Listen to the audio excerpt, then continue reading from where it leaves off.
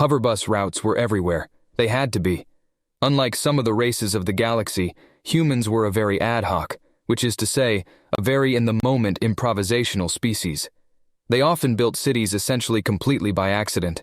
On Dlamisa and many other worlds, even in primitive times, these disconnected peoples all came to the same conclusion. Whenever a new area was to be settled, multiple villages or towns would gather their landless and unemployed, equip them with supplies, and settle an area all at once with materials and a long-term plan. Humans, however, often settled areas very slowly, the exception being when large kingdoms or their armies expressly wanted an area settled. Most areas, devoid of long-term planning or a specific settlement type in mind, grew wildly and unrestricted for generations, even centuries, until some force of government imposed order on the chaos with legal zoning mandates. Louisville was a marvelous example of the human propensity for chaos and rapid growth. It was obvious after minutes of driving through it that the city was never expected to be the size that it was. As such, to accommodate hovertech, they stationed bus routes nearly everywhere. Strangely enough, this innovative species managed to make this into an efficient model by carefully scheduling arrivals and departures so that nobody waited in one place for more than a few minutes. I found my stop easily enough. It was conveniently placed a few minutes' walk from the Walker household, directly by one of their major food stores. This was a deliberate choice on the part of the city government, ensuring that mass purchase, employment, and education centers were also doubling as drop-off and pick-up points for the bus system. The bus stop was a wonder of pragmatism, a pair of benches side by side carved out of stone, and for shade, there were fruit-bearing trees whose slender trunks stretched up a meter over the tallest person's standing height. The branches spread out overhead, and when I arrived, there was a maintenance worker who was trimming the fruit free from the upper branches. Conveniently enough, to protect people from falling fruit, a clear plastic barrier rose up from the back of the bench to protect the heads of people down below. The fruit on and around the trimmed branches went into baskets carried by the blue uniformed worker, while the lower branches went untouched. He whistled a little while he worked. Though I didn't recognize the tune, it had a delightful bounce to it with every clip of his hand shears. The fruit in question was a variety of apple, one of the more popular earth fruits, evidenced by the fact that several people on benches were already munching on ones they'd taken from the tree. This trend of publicly available fruit trees was found at every common stop and public park, though I can't help but wonder what they did with the excess. Given their love of liquor, I guessed that they used the unharvested extra in some of their cheaper and more popular liquor manufacturing. I snatched a bright red apple from the tree and brought it to my mouth. I got a few funny looks from people, though nobody shrank in terror. The reason being, I think, that every time a new species was encountered, the Earth government would broadcast what they looked like all over the planet, providing what knowledge they'd gained, so that if one of a race visited their world, they would not be shocked or alarmed. It helped a lot for me, I think, that I looked so very dog-like. I waved and bit into the apple. My jaws let me take a quarter of it in one bite, and I sat down beside an old woman in a skirt and dress, and a young woman in a very short black skirt and what they referred to as a tube top. Boatswain, however, remained standing, where I used body language for openness, relaxed and leaning back. He crossed his arms and kept a severe, steady stare straight ahead. I just pretended I wasn't there and looked over the human who looked at us both. Because of humans' shorter lifespans and year-round sexuality, I observed that it was very common for those who were younger and of mating age in their prime to bear more flesh than those who were much older. But interestingly enough, unlike most species, the very display that enticed the same or opposite sex was also not necessarily indicative of a desire for a mating partner. Instead, it was sometimes simply an expression of comfort and confidence on the part of the one bearing skin. You may recall my earlier observations regarding the wildly varying mating strategies and their differing levels of success. There seemed to be one golden rule in this peculiar species: assume nothing. "So, you're an alien?" the younger woman said to me while we munched on our apples and stretched out, waiting for the bus. I had to conclude that given Boatswain's steady outward stare and pointed ignoring of the humans near us, that she was returning the favor and focusing in on me, as I appeared the far more open and less threatening of the two of us. I am not sure whether to credit William or Fove or even Rebecca for my answer, but I said, "No, I'm just a talking dog in clothes on his way to work." She looked at me funny for a moment, the way humans cocked their heads at the unexpected. It was positively adorable. especially with those who were young and clearly a little naive about the universe. She scratched her head for a moment, fingers running through her ink-black hair, and then she parted her ruby lips and laughed. "For a moment I thought you were serious," she said. "What with all the genetic engineering stuff going on lately? Who knows?" She wasn't wrong. Humans modify their environment more than any other known species, to include modifying living organisms. "Yes, I'm an alien. You can call me Bailey," I said, and it was then that I noticed that her shirt was emblazoned with the name of the University of Louisville. "Are you a student?" I asked, and pointed out her shirt. For a moment after she followed my pointed finger's direction, I sensed indecision in her, before she said, "Right, alien." She then nodded. "I am. I'm a xenolinguistics major." That had my interest. "I'm an anthropology major, not here, sort of, yet. Back home. I'm going to take a few classes here, though, as part of my studies, and work there too." "Why xenolinguistics? And which species?" "The Zenti, and because language rests at the heart of culture. The better we can understand them, and they us, the easier it will be for us to make peace." She explained and tossed out a little factoid. "Did you know the Zenti have no word for share or gift? The closest they have to it is takase, meaning to take and take, in its clearest translation. Is it any wonder they launched out into the galaxy and became pirates? They don't even have a word for equal or fair exchange." She was right. I was no expert on the Zenti, but the department specializing in other species was fairly small, and as such we all knew each other and talked shop often. I'd heard that before from a Maxiki student. "I suppose that's true. I'm certainly finding that with humans. Knowing how many different words and terms you developed for certain habits certainly tells me a lot." I chuckled a little and tossed the apple core up into the air, tilted my head back, and caught the remainder in my mouth, chomping it down whole and swallowing it down to the stem. She looked at me again, up and down, like she was reappraising me. "Do you not approve?" I rotated my hand at the wrist in a casual, dismissive gesture.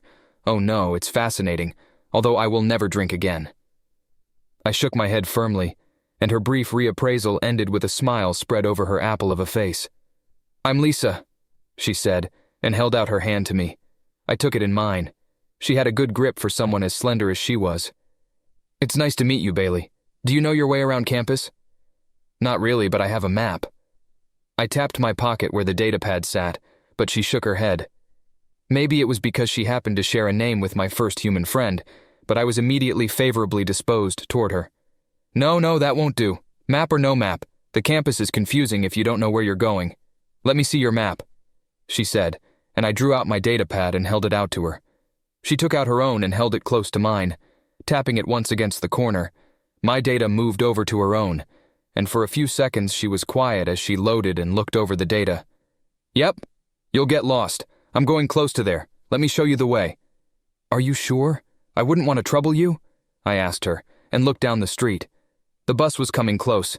It was a long tube with 2 floors in it to hold the maximum number possible, with the upper level open to the air. I knew immediately where I was going to sit. "It's no trouble, like I said. It's close by where I'm going anyway. I'm on my way to practice, and the field is right across the way." She explained, and I immediately asked, "What practice?" "Cheerleading. I'm the head of the squad." She explained, and this now had me intrigued because I had only the vaguest notion of what that meant. Before I could ask, however, the bus lowered itself to street level, and people began to disembark. I went straight for the stairs that led to the upper level of the bus, and Lisa followed behind me. For the moment, I'd almost forgotten her. After all, I was going to have the wind at my face again at high velocity, and I could hardly wait for it to begin. I knew immediately that Boswain had never done this before. Who had? Nobody until me, at least among my people as far as I knew. We sat down in our seats, secured our safety straps, and then the hover bus rose into the air and accelerated. I wanted to see Boswain's severe, stern face when the impact hit, and I was not disappointed. As the wind blasted him full in the face, I said, "Try opening your mouth." He did, and his already big eyes grew larger. His stern expression was gone, his ears blew back, and his tongue lolled out of his mouth. "What is this ride?" he shouted and bit at the air between letting his tongue hang out. "Is this what they call a bemusement park?" "Amusement park. And no, this is just what happens when you go somewhere really fast." I explained, and tilted my head back to let the wind batter me in the face. Our excitement over it all caught the attention of most of the upper deck of the bus, and we found ourselves the subject of dozens of human stares. But he didn't care, and neither did I. The cool wind blasted our faces and drew my fur back. His own was much shorter, so it was less obvious, but his tongue was also longer, and so was pulled back more. The air billowed around us and made our ears dance beside our heads. We didn't care when the humans, including my recent acquaintance, began laughing. We gripped our seats like we were afraid we'd fall out as the hoverbus shot through the air and our cheeks puffed out, and with that air came a whole world of scents. Humans have very poor noses compared to ourselves, so they could never know the bliss that we could. The feeling of having so many racing smells from so many sources hitting us all at once. From the taco stand on the corner to baking bread mere minutes away, it was a constant and wonderful assault on our strongest sense, not to mention the sheer blissful feel of the air hitting us all at once. There is no Dlamacin exact translation for "we," as humans say when they let out a cry of excitement, but we do have a kind of long, high-pitched "roo." And somehow I was not surprised to see my Dlamacin bodyguard let it out. Military members of our race tend to be radical outliers in a number of areas, not the least of which is their reckless disregard for their own safety, at least compared to others of our species. I myself still didn't like the crowd, but the pleasure of the wind in my face was enough to let me at least force that down for the time being. Plus, it helped being up in the open air rather than confined inside the lower floor. It wasn't until we reached our destination that Boatswain put a hand on my shoulder to stop me from getting up after I put away my datapad, and he asked me, "What exactly happened back there? Some drug of the humans?" I shook my head. The other passengers were passing us by and had, for the most part, enormous grins on their faces that I knew indicated happiness. Bosun now had enough familiarity to recognize the same thing, and their obvious positive feelings toward us set him much more at ease than the towering Dlamacin guard would otherwise have been. "No, it's just an effect of our velocity. I've experienced it a few times, and the faster you go, the better it gets," I explained, and Bosun began to pant. "I want to do it again," he said, and I shrugged. "You'll have to see what the options are. They make things that go really, really fast on this world." I could see the hunger for it in his eyes, but I had things to do and wouldn't allow myself to be distracted. I turned toward our guide. "Lisa, would you?" I asked, and gestured toward the steps. "Sure thing. Just take it easy. Everything is safe here, and kind of fun," she answered, and then when she reached the steps, she offered an encouraging smile without baring her teeth and added, "This way," then hopped down the steps while we followed behind her.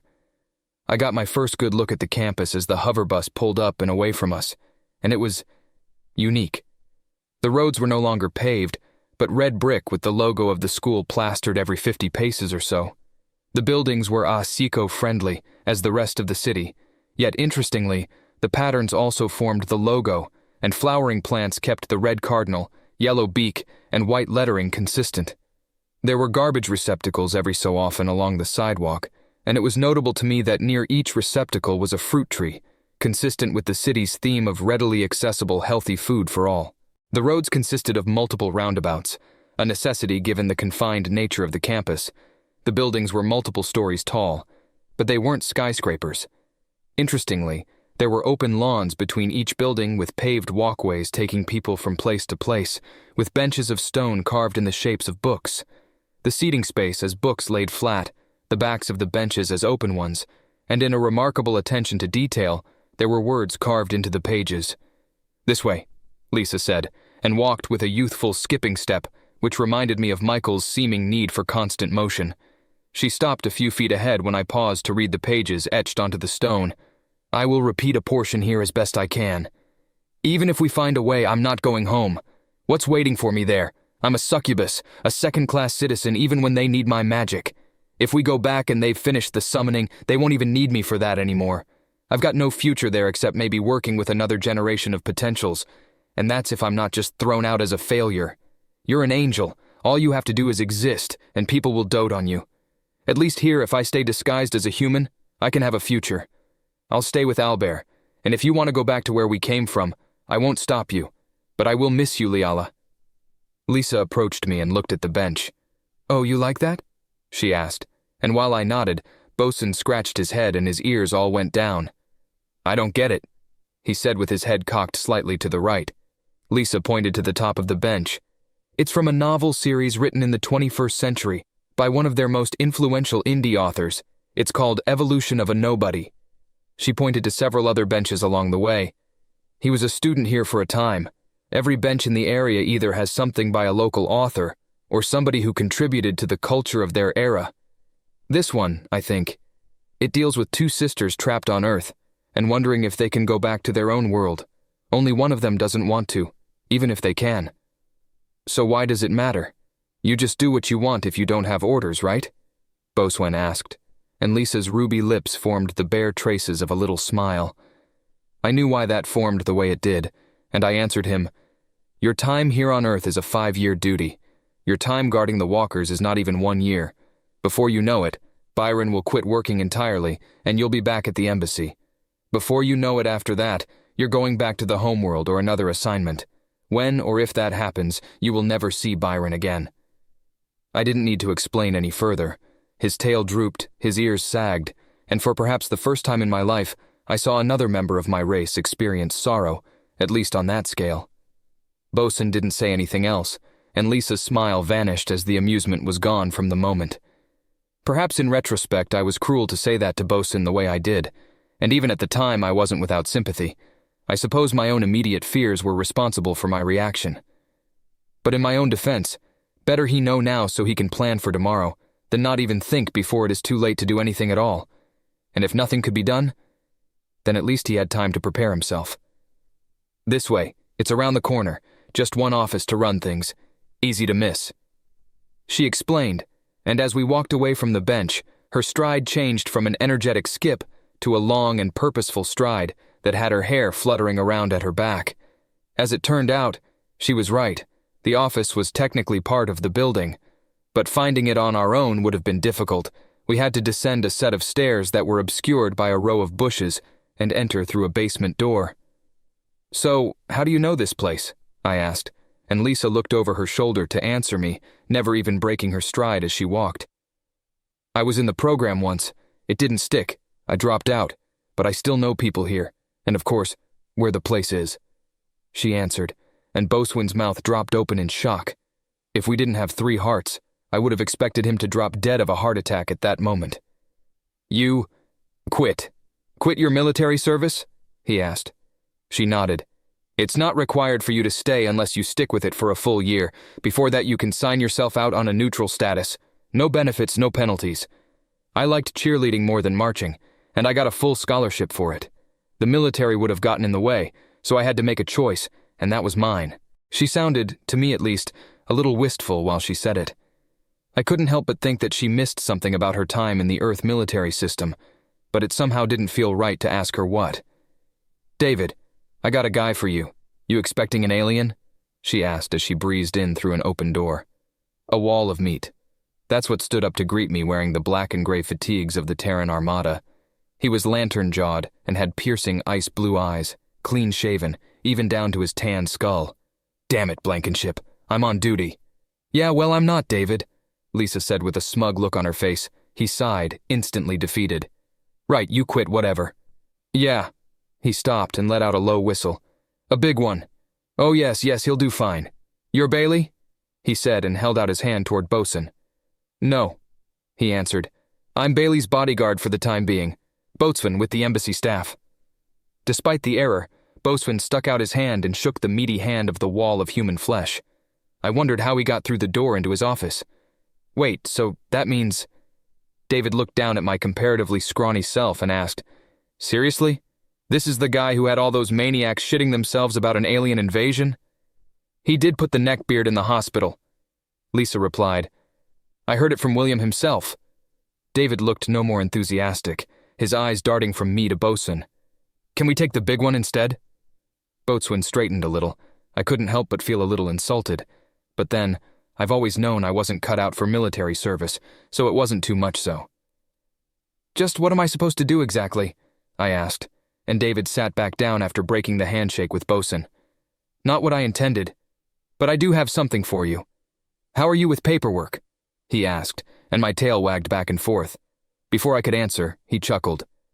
I think I have my answer. You'll take her old job. He pointed at Lisa. We need somebody who can be efficient with that kind of thing, but can we still hire the big one? If my embassy will allow it, and exchange might be welcome. But it is not up to me. Recent events being what they have been, I'm sure they would jump at the chance to build goodwill between our peoples. Boswin's answer was the kind of non-committal promise expected out of a subordinate Dlamacin soldier, but it seemed direct enough to satisfy David. That's your first job, Bailey. Get permission for him to work here. By the look of him, he's got meat enough on him to handle what we need done, David said, and then pointed to a desk. Lisa, mind doing me a solid? Just take him through the job, get him a sign-on and everything. Not telling you, just asking a favor. He clarified, and Lisa's almost moment of tensing up faded away.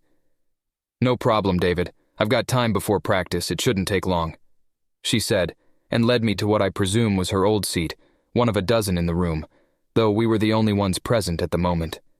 I noticed immediately that every desk was orderly, each one laid out in a uniform fashion such that no matter what desk you sat at, you knew exactly where everything was, from a little red stapler with the words wingline embossed in white across the top, to a matching touchpad, each of which was exactly in line with the desk several paces away. The order.